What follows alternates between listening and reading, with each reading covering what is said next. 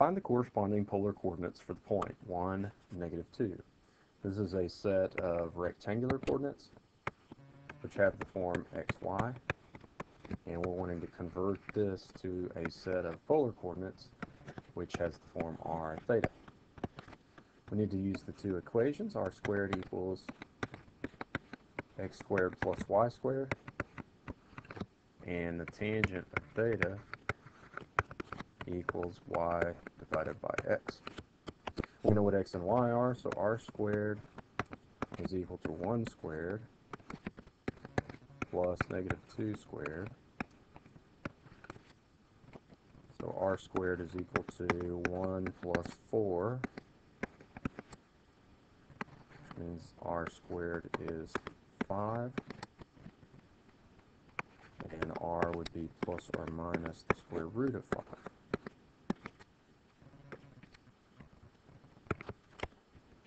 We most often pick the positive value for r, unless we have some reason not to do so, but we can usually get away with that. On the right, we try to find out what theta is. So tangent of theta is y over x. Y is -2. X is 1. So the tangent of theta is -2. If we think back to our unit circle,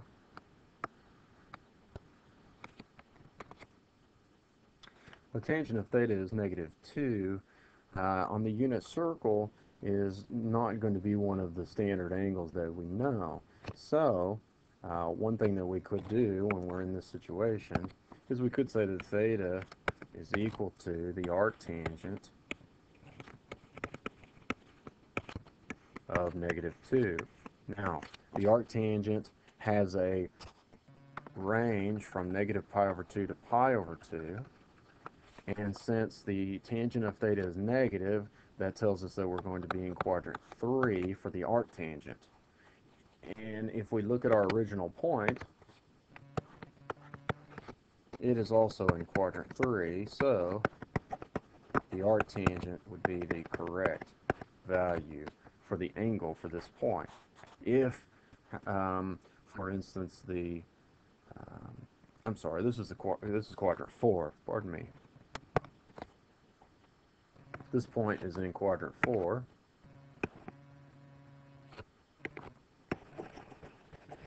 and this is also quadrant 4. This point is quadrant 4.